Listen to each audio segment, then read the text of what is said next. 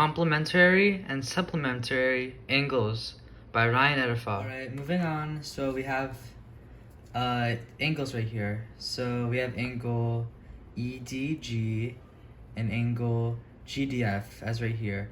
And let me just draw this symbol right here. The symbol right here, this is the symbol for the symbol to represent that it's an angle.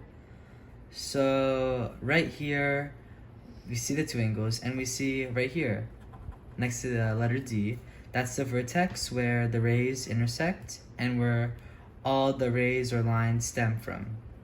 And we could see that that angle EDG is equivalent to 50 degrees and angle GDF is 40 degrees. Now when you add those two together, 50 degrees plus 40 degrees, that equals 90 degrees. And what we have here, we have that 90 complementary angles are 90 degrees. The two angles have to add up to 90 degrees. Now we also see that these two angles right here, angle EDG, let's write that down right here. Angle EDG is adjacent to angle GDF. Or, sorry for my handwriting, but GDF. And what that means is that the two angles add up to 90 degrees and they're complementary. So 50 plus 40 equals 90. And we could, let's say the angle GDF, the degree wasn't given to us.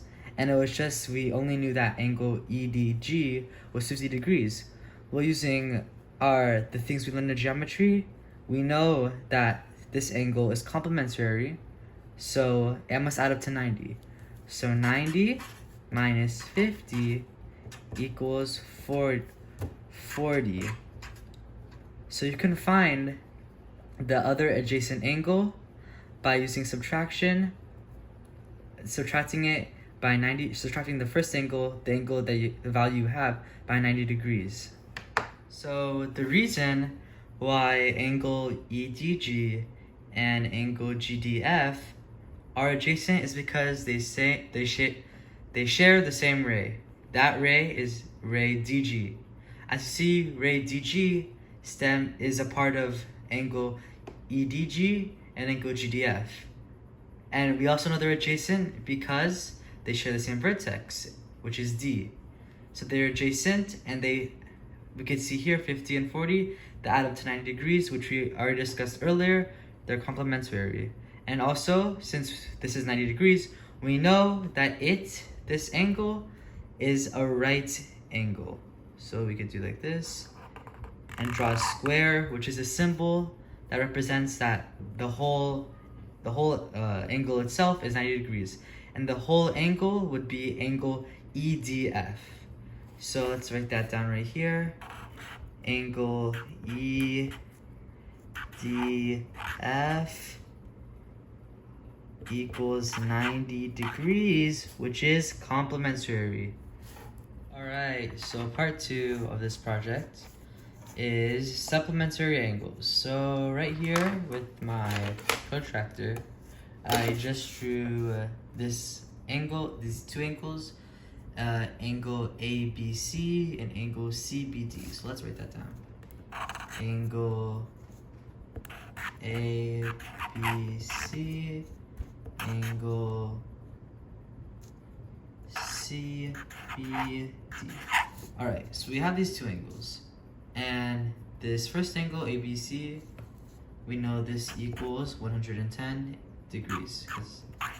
So it's written down right there. And we know the second angle, CBD, is 70 degrees.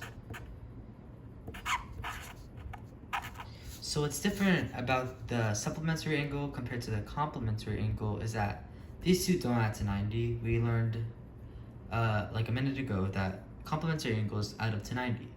These two angles, so angle ABC plus angle CBD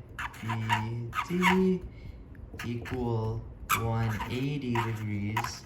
And whenever these angles equal 180 degrees, we know that they are supplementary.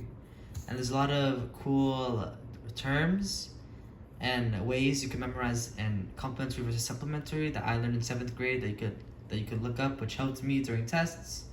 And it was a very useful tool to remember which is which. So getting back on track, these two angles are adjacent. So the symbol for adjacent, ABC, angle ABC, and angle CBD. Sorry for my handwriting, the paper's unstable.